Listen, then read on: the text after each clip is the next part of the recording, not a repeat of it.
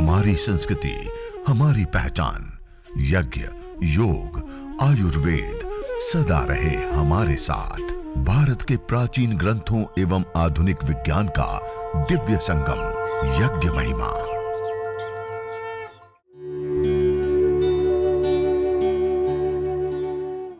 भारतीय संस्कृति में यज्ञ, योग एवं आयुर्वेद जैसी अमूल्य विद्याएं हैं, जिसका मूल है वेद। इतिहास की ओर दृष्टि डालें तो भगवान राम, भगवान कृष्ण से लेकर राजा महाराजाओं, ग्रामवासियों व अरण्यवासी ऋषियों की कुटियों तक नित्य व नैमित्तिक यज्ञों का प्रचलन देखने को मिलता है। जो इस जीवन में कर्म किया है वो सारा साथ जाता है, और वो जो पाप और पुण्य रूप कर्माशय हमने एकत्रित किया है, उसी के आधार पे, जिन्होंने योग दर्शन पढ़ा होगा आपको पता है, जाति, आयु और भोग, तीन चीजें मिलती है। जाति, मनुष्य, कीट पतंग पशु पक्षी आदि क्या बनना है। आयु, अब मान लो कि हम जाति को देखें तो मनुष्य जाति हम सबको मिल गई। मनुष्य जीवन में आने के बाद आयु, आयु मानी एक व्यक्ति को हम देखें जन्म होते ही मृत्यु को प्राप्त, बाल्यावस्था, किशोरावस्था, युवावस्था में चले जाते हैं, उसमें भी हमें चिरकाल की आयु मिल गई। जाति के बाद आयु, आयु के बाद होता है भोग, उस जीवन में मिलने वाली सारी सुविधाएं। हम एक व्यक्ति को देखें रात दिन मेहनत करता है लेकिन अपने बच्चों को नहीं पढ़ा पाता, और एक व्यक्ति को देखे चलते फिरते कुछ घंटे काम करता है और करोड़ों का मालिक होता है। एक व्यक्ति को हम देखते हैं कि बीमार हो जाए, रुग्ण है, कोई पानी भी उसको पूछने वाला व्यक्ति नहीं होता है, दवाई के लिए उनके पास पैसे नहीं होते हैं, और एक व्यक्ति को देखे तो छींक भी आ जाए 10 डॉक्टर पीछे खड़े होते हैं। इस सब किसके आधार पे मिलता है? हमारे कर्माशयों के आधार पे, और उस कर्माशय का मूल बिंदु होता है पुण्य। क्या होता है? जितना ज्यादा पुण्यवान हमारा जीवन होगा उतना ही ज्यादा सुंदर और अच्छा हमारा जीवन होगा, उसी के आधार पे हमें मिलता है। और मनुष्य जीवन में आकर के अथाह पुण्यों को प्राप्त करने का, पुण्यों की कृषि कोई है तो वो यज्ञ है। आहुतियां दो और अथाह पुण्य को प्राप्त करो, जन्म जन्मांतरों को सुधार देता है। यज्ञ शिष्टा अमृत भुजो यान्ति ब्रह्म सनातनम नायम लोको यज्ञस्य कुतो अन्य कुरुसत्तम। जो यज्ञ करना के बाद प्रसाद रूप अन्न को ग्रहण करता है वो सनातन ब्रह्म को प्राप्त कर लेता है। नायम लोको यज्ञ से, जो यज्ञ नहीं करता है उसके लिए तो यह लोक भी सुखकर नहीं होता है, परलोक की तो बात छोड़ दीजिए, और जो यज्ञ करता है उसको यह लोक भी सुखकर होता है, और जन्म जन्मांतर उसके सुधर जाते हैं, पुण्यों से भर जाते हैं। इतनी बड़ी चीज। और तृतीय अध्याय में भगवान श्री कृष्ण जी कहते हैं यज्ञ शिष्टा सिना संतो मुच्यन्ते सर्व किल्बिषै। जो यज्ञ करना के बाद अन्न को ग्रहण करता है वो सभी प्रकार के पापों से, दोषों से, दुखों से तर जाता है।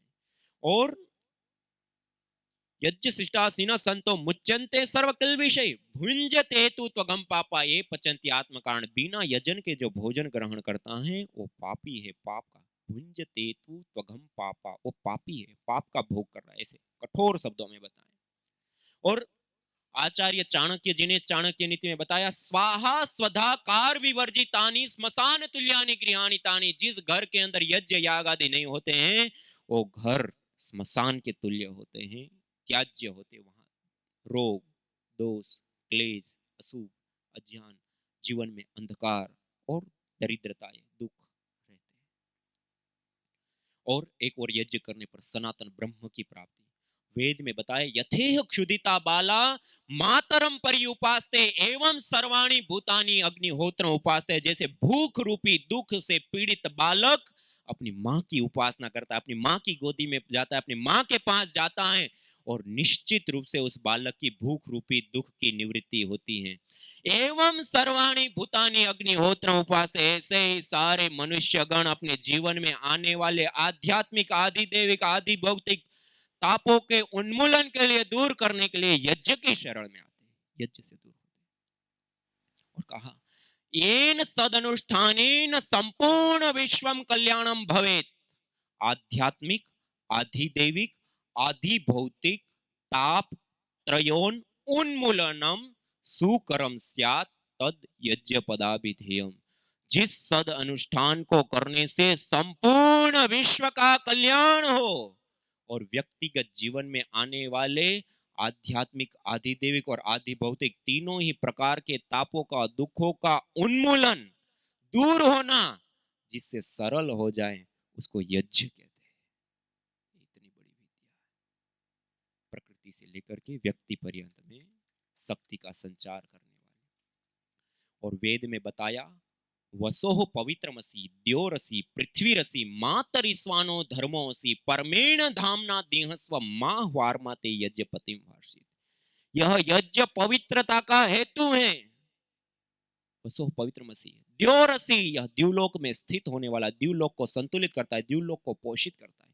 पृथ्वीरसि, पृथ्वी लोक को संतुलित करता है, पोषित करता है। मातरिस्वानो धर्मोऽसि, वायु को कहते हैं मातरिस्वान, वायु का पोषण, संवर्धन और उसमें जीवनीय शक्ति का संचार करता है। परमेण धामना दृहस्व, जिन जिन स्थानों पर यह यज्ञ होते हैं वो स्थान परम धाम बन जाते हैं। और हमें परमेण धामना दृहस्व, वो हमें बढ़ाने वाला, हमें आरोग्य देने वाला, शांति देने वाला, धन्य ऐश्वर्य देने वाले धन, परमेण धामना दृहस्व मां वार्माते यज्ञपतिम वार्षित। हे मनुष्य, तो इस यज्ञ का कभी भी त्याग मत कर। इतनी बड़ी श्रीमद् भगवत गीता में भी कहा, यज्ञ दान तपः कर्म न त्याज्यम कार्यमेव तत् यज्ञ दान तपश्चैव पावनानि मनीषिणाम। यज्ञ करना, दान करना और तप करना, ये मनुष्यों को भी पावन करने वाले कर्म होते, इसका कभी भी त्याग नहीं करना होता, ये हर रोज करने वाले कर्म होते हैं। तो इस प्रकार ये जो यज्ञ करते हैं वो पंचभूतात्मक या पिंड से लेकर के पंचभूतात्मक संपूर्ण ब्रह्मांड में अयम यज्ञो भूनस्य नाभिका, यह यज्ञ संपूर्ण चराचर भूमंडल ब्रह्मांड की नाभि है। वो संपूर्ण चराचर भूमंडल ब्रह्मांड को पोषित करता है, संतुलित करता है। जब यज्ञ की बात करते हैं ना, तो बहुत सारे लोगों के मन में आता है, ये तो ब्राह्मणों का विषय है, ये पंडितों का विषय है। ये ब्राह्मण पंडित का नहीं, हम सब का विषय है, हम सब के लिए है। क्या बैक्टीरिया, वायरस, फंगस उसी को लगता है? हम सबको लगता है, उन्हीं को लगता है, हम सबको लगता है। वायु में श्वास वही लेते हैं, हम सब लेते हैं। बीमारियां उसी को होती हैं, हम सबको होती हैं। इस प्रकृति मां से हम सब समान रूप से लेते हैं, नहीं लेते हैं? सारी बुराइयों से भी हम सब समान रूप से प्रभावित होते हैं और इस प्रकृति का भी पूरी तरह से हम प्रयोग लेते हैं। चाहे कोई भी धरती पर रहने वाला मनुष्य हो, कोई भी जाति मत पंथ संप्रदाय को मानते हो, स्त्री हो, पुरुष हो, युवा हो, बालक हो, वृद्ध हो, अमीर हो, गरीब हो, चाहे किसी भी देश में रहने वाला हो, हम सब समान रूप से इस प्रकृति मां का प्रयोग लेते हैं। एक ही धरती पर विचरण करते हैं, एक ही वायु में श्वास लेते हैं, एक ही जल का पान करते हैं, एक ही सूर्य चंद्र से रोशनी लेते हैं, एक ही आकाश मंडल के नीचे हम बसते, हम समान रूप से इस प्रकृति मां का प्रयोग लेते हैं। और इस प्रकृति मां के प्रति ऋणों को अदा करने का, इसको पोषित करने का, इसको संतुलित करने का, इसके अंदर जीवनीय शक्ति का संचार करने का सबसे बड़ा उपाय कोई है तो वो यज्ञ, हवन, अग्निहोत्र है। इसको मत पंथ संप्रदायों में बांटने की नहीं, अपनाने की आवश्यकता है।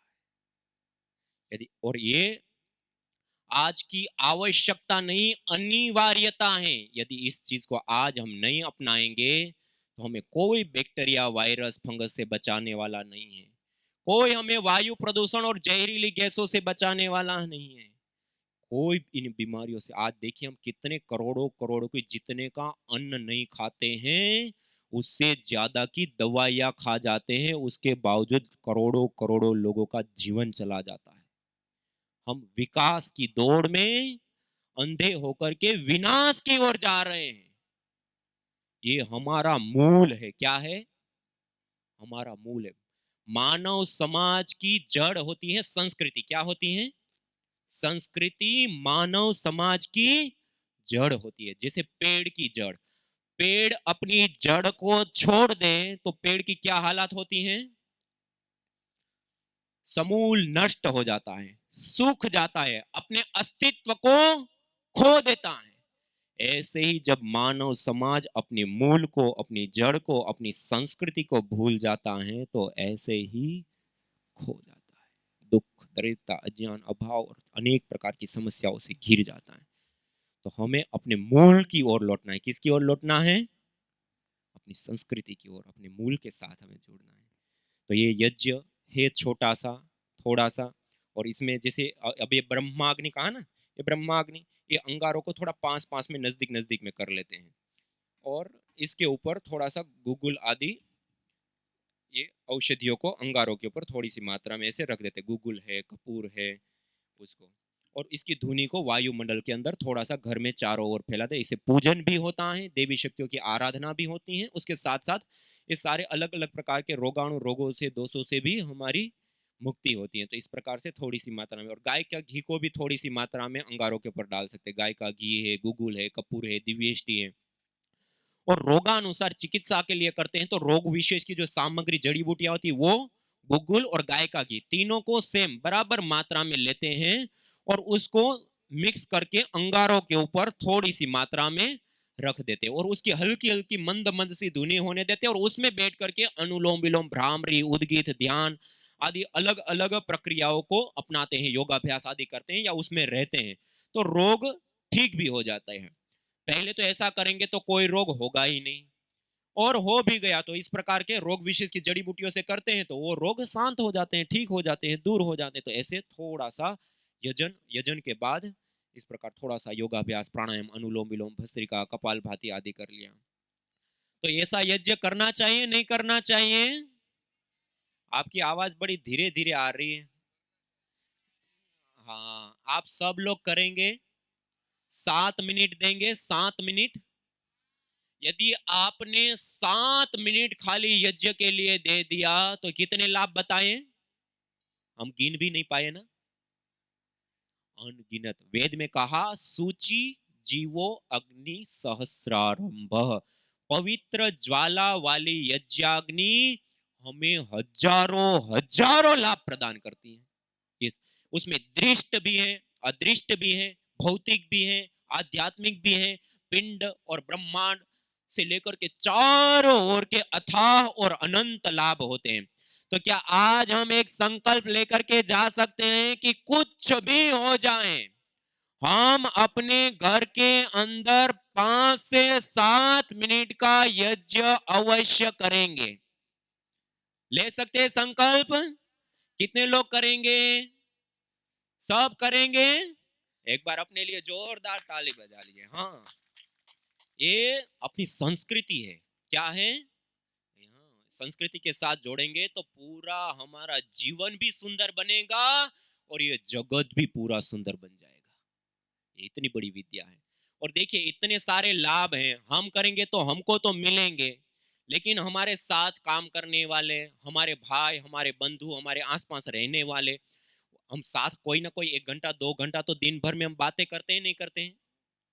और उन बातों में हमने ऐसी अच्छी अच्छी वेदों की बातें, जीवन की बातें, प्रकृति की बातें, वो सारी अच्छी अच्छी बातें बताई और उनको भी ये 10 मिनट की, 7 मिनट की प्रोसेस सिखा दिया। उन्होंने भी अपने घर में कर लिया तो उनको भी ये सारे के सारे लाभ प्राप्त होंगे, नहीं होंगे? तो हमें वो कार्य भी करना चाहिए, नहीं करना चाहिए? हम कोई एक परिवार हो, 10-12 लोग परिवार में रहते हैं और उनको हम कहें, कोई एक व्यक्ति ऐसा कहे कि आपके परिवार में जितना भी मेडिकल खर्च, दवाइयों का, डॉक्टरों का जो भी आता है जीवन भर का, वो मैं दूंगा, तो उसको हम कितना बड़ा परोपकारी कहेंगे और कितना बड़ा उनको पुण्य भी मिलेगा, उसका बहुत बड़ा पुण्य मिलेगा, नहीं मिलेगा? यदि हमने एक परिवार में, एक घर के अंदर ये यज्ञ को पहुंचा दिया तो इससे भी बड़े पुण्य के भागी होते हैं। इतना बड़ा पुण्य मिलता है। तो ये पुण्य के भी भाग्य में बनना है। तो क्या हम एक संकल्प और लेकर के जा सकते हैं कि एक सप्ताह में एक परिवार को यज्ञ जरूर सिखाएंगे, बताए और उनके घर में चालू कराएंगे? ले सकते हैं? आपकी आवाज बड़ी ढीली हो गई। आपका समर्थन हो तो जोरदार ताली से समर्थन दीजिए। हाँ, तो पहला संकल्प, कुछ भी हो जाए तो 5 से 7 मिनट का यज्ञ जरूर करेंगे। और आपने घर में किया ना, आपके घर में कोई सो भी रहा है ना, उसको भी लाभ होगा। योग तो ऐसी चीज है कि हम करेंगे तो हमें लाभ होगा, वो करेगा तो उसको होगा। लेकिन यज्ञ आपने किया तो बेटा सो भी रहा है तब भी वो मंत्र को सुनने से नहीं रोक पाएगा और इस यज्ञीय वायु को सूंघने से नहीं रोक पाएगा। सबका परोपकार होता है। तो पहला, पूरे परिवार को हम रेडिएशन से बचा लेते हैं, वायु प्रदूषण जहरीली गैसों से बचा लेते हैं, रेडिएशन से बचा लेते हैं, बैक्टीरिया वायरस फंगस से बचा लेते हैं और आरोग्यमय वायुमंडल बना देते हैं। देव पूजन, ईश्वर की आराधना, पुण्यों की प्राप्ति, मनोकामना की पूर्ति से लेकर के दृष्ट अदृष्ट कई लाभों से हम युक्त हो जाते हैं। तो हम स्वयं करेंगे भी और औरों को भी कराएंगे भी। तो आज ये संकल्प लेकर के जाएंगे और इसको, आज आपको आनंद आया नहीं आया? सबको आया? आपकी आवाज तो धीरे आ रही है। सबको आनंद आया। क्या हम एक और संकल्प ले सकते हैं कि हर 3 महीने या 6 महीने में हम सब लोग माता जी के सानिध्य में बैठ करके एक साथ हजारों कुंडों के साथ यज्ञ महोत्सव मनाएं? महाराज श्री कह रहे हैं कि ज्यादा दिन भी नहीं है, आने वाले नवरात्र में पूरी दुनिया का सबसे बड़ा यज्ञ महोत्सव माता जी के सानिध्य में हजारों कुंड के साथ मनाएंगे। इसको एक महोत्सव बनाएंगे। इससे जीवन भी सुंदर बनता है और जगत भी सुंदर बनता है और हम अपने मूल के साथ जुड़ेंगे। तो बहुत सारी चीजें आज हमने जानी, अपने हाथ से किया। और देखिए अभी तो आपने कर लिया, अब मंत्र पाठ सीखना है ना, तो कैसे करेंगे? एक तो आपको जो दिया ना उसमें एक लिफलेट दिया है, तो उसके अंदर वो सारे मंत्र का पाठ आदि दिया हुआ है। दूसरा, इसका उच्चारण के लिए आपको एक यज्ञ, आपको नोट करना हो तो कर सकते हैं, yajna.divyayoga.com एक वेबसाइट है, yajna.divyayoga.com। इस वेबसाइट के ऊपर जाएंगे तो हमने जो अलग अलग बहुत सारी रिसर्चों की बातें जानी, अलग अलग आर्टिकल्स वेद मंत्र या उपनिषदों में, गीता में, जो अलग अलग प्राचीन ग्रंथों में जो यज्ञ की महिमा बताई वो भी, वर्तमान आधुनिक साइंस में जो रिसर्च हुए वो भी, कैसे करना है, क्या करना है, रोगानुसार करना है तो कैसे क्या करेंगे, उसकी विधि पद्धति प्रक्रिया, उसके वीडियोज, उसके लेख आर्टिकल से लेकर के बहुत सारा कुछ वहां पर उसके अंदर दिए गया। ये जो यहाँ पर अलग अलग ये लिफलेट है ना, जैसे जिनको हार्ट की प्रॉब्लम है तो ये वहां पर डाउनलोड के रूप में ये दिया गया, उसको डाउनलोड कीजिए। इसके अंदर अब आपको कौन सी जड़ी बूटियों से हवन करना है, कौन सा योगाभ्यास करना है, कौन सा पथ्यापथ्य आपको करना है और कौन सी आयुर्वेद की आप औषध ले सकते हैं, वो सारी चीजें रोगानुसार, ये करीब 11-12 प्रकार के अलग अलग ये लिफलेट हैं, अलग अलग रोग है, ये कैंसर के लिए है, ये हार्ट के रोगों के लिए है, ऐसे अलग अलग हैं। तो वो वहां पर आपको ऑनलाइन मिल जाएगा, आप सीधा डाउनलोड कर सकते हैं और जिनको जो बीमारी है उसी के अनुसार अपना सारी चीजें की। इसी प्रकार आप YouTube चैनल के ऊपर जाएंगे ना, स्वामी यज्ञदेव करके YouTube चैनल है, उस चैनल के ऊपर जब आप जाएंगे तो वहां पर रोगानुसार यज्ञ के प्लेलिस्ट लिखे कि कौन सा रोग है उसके लिए वो प्लेलिस्ट खोला, उसमें से सारी डिटेल आपको पता चलेगी और उसी के अनुसार यज्ञ किया। यज्ञ विधि के बारे में जब हम नए व्यक्ति को सिखाएंगे, बताएंगे, कुछ भी नहीं आता है, वहां यज्ञ प्रशिक्षण करके 12 वीडियो की एक छोटी सी प्लेलिस्ट है, 1 मिनट 2 मिनट 3 मिनट, कैसे हवन कुंड तैयार करना, कैसे लकड़ी समिधा लगानी है, कैसे सामग्री के कौन सी दिशा में क्या करना है, सब छोटी छोटी वीडियो में बताया। और उसके बाद मंत्र के साथ पूरा एक वीडियो दिया विधि पूर्वक, उसको चला दिया और उसके साथ बैठ करके किया। तो 5-7 दिन आप ऐसे करेंगे तो आपका खुद का अभ्यास हो जाएगा। पंपलेट में देखते गए, वो वीडियो में चलने दिया, उसके साथ साथ करते 5-7 दिन में आपको स्वयं को ये विधि आ जाए। 7 मिनट की पद्धति है, प्रक्रिया है। और वो भी ना आए तो गायत्री मंत्र तो सबको आता है, आता है। महामृत्युंजय मंत्र, अग्नि अच्छे से प्रदीप्त किया, 3 बार ओम का उच्चारण किया, आचमन किया, अंग स्पर्श किया, जल प्रोक्षण किया और उसके बाद गायत्री मंत्र या महामृत्युंजय मंत्र से ही 11, 21, 51, 108 आहुति देकर के कर सकते हैं। और विशिष्ट देव यज्ञ के मंत्रों से भी हम कर सकते हैं। तो इस प्रकार वो सारी आप सुविधा, अभी टेक्नोलॉजी का युग है, उसमें सारी चीजें उपलब्ध हैं, तो उसका प्रयोग लेते हुए भी कर सकते हैं। जिनको रोगानुसार कोई रोग विशेष के लिए ट्रीटमेंट करते हैं, तो ये जो रोग विशेष की अलग अलग जड़ी बूटियां हैं, तो वो जड़ी बूटियों को लेकर के भी आप उसके साथ हवन कर सकते हैं और उस रोग को इलाज कर सकते हैं। और विशेष किट चाहिए जो पूरे पात्रों के साथ एक बुरा, ये तो एक किट वो थी जो कम पैसों में, कम उसमें, हल्की और एक काम चलाने के लिए किट। कोई विशेष चाहिए तो ये हवन किट भी है। तो उसके अंदर सारे पात्रों से लेकर के सारी चीजें उसमें रहती हैं, तो उसको भी आप ले सकते हैं। और पूरा एक, देखिए आपको अभी मैंने बताया ना, एक भस्म का लाभ। हम अल्कलाइन वाटर करने के लिए कितने 3.5 लाख रुपए की मशीन लेते हैं, कितने रुपए की? और हमने ये यज्ञ की भस्म को थोड़ा सा पीस करके एक चुटकी पानी में डाल दे तो जो 3.5 लाख रुपए की मशीन करके देती है, वो हमारी एक चुटकी भस्म कर। आपने ये हवन कुंड अपने घर में लगाया तो लाखों रुपए की मशीन लगा दी। तो ये एक अलग से किट भी है, अलग अलग पात्र, इसमें थोड़ा सा मजबूती और थोड़ा सा अलग से बहुत सारे पात्र, आचमन पात्र, आचमन चम्मच, आचमन प्लेट, हवन कुंड, स्टैंड, सुवा, सामग्री की प्लेटें और कलश, ये बहुत सारा सामान इसके अंदर सब कुछ है। तो इसको भी कोई लेना चाहे और अपने घर में व्यवस्थित रूप से अरेंज करना चाहे तो इसको भी आप वो कर सकते हैं। और आज हम सब संकल्प लेकर के जाएंगे, हर रोज करेंगे, औरों को करने के लिए प्रेरित करेंगे, और नवरात्र में हम सब साथ में बैठ करके अनुष्ठान करेंगे। और पूज्य गुरुदेव का सानिध्य हम सब लोगों को मिला, उनके आशीर्वाद हम सब लोगों को मिले, और माता जी के इस पवित्र प्रांगण में सानिध्य में बैठ करके हम सब लोगों ने मिल करके यह जो अनुष्ठान किया, यह अपने आप में हम सब लोगों के लिए एक बहुत बड़े सौभाग्य की बात है।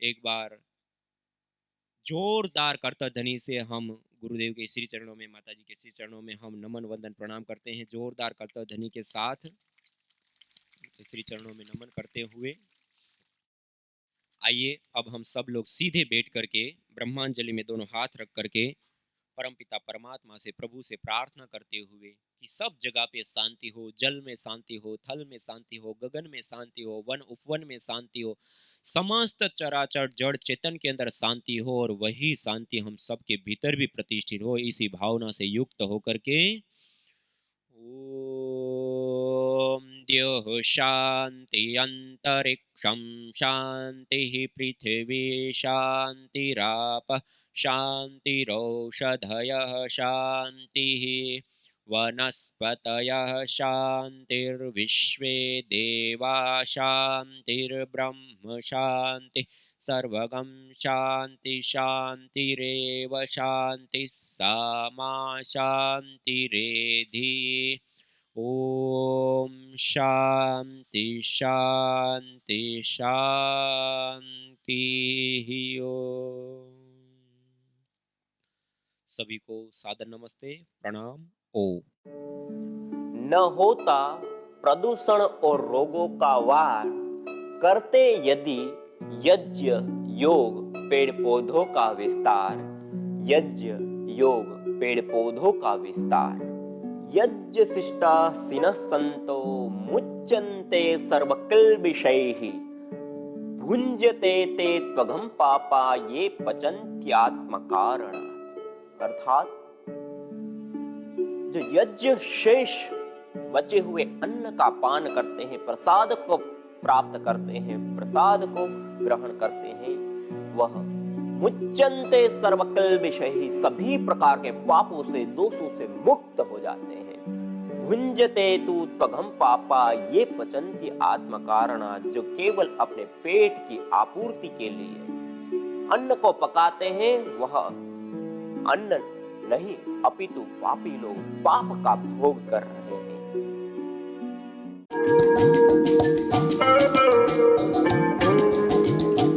पित्तेष्टि हवन सामग्री, जो विशेष करके जो शीतल द्रव्य श्वेत चंदन, गुलाब आदि द्रव्यों से निर्मित इस पित्तेष्टि हवन सामग्री से हवन करने पर उत्पन्न धूम्र के अंदर सेस्मिन, लाइकोक्सेंथिन, सेरोटोनिन जैसे विशेष कंपोनेंट्स मॉलिक्यूल्स पाए जाते हैं, जो एसिडिटी, अधिक गर्मी, अधिक पसीना व शरीर से दुर्गंध आना, त्वचा, आंख, छाती आदि में जलन, अधिक कील मुहासे आदि जो पित्तज रोग हैं उसमें विशेष करके लाभदायी होती है।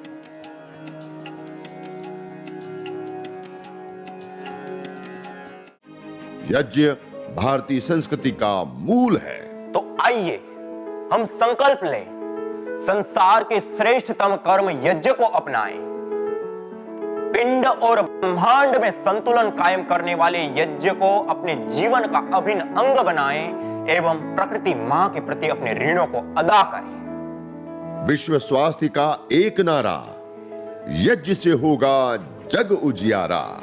भारतीय संस्कृति की अमूल्य विरासत यज्ञ की महिमा को जानने हेतु वैदिक चैनल पर प्रतिदिन प्रातः एवं सायं 11:30 बजे यज्ञ महिमा कार्यक्रम से जुड़े। विशेष जानकारी हेतु संपर्क करें। मोबाइल 9068565306।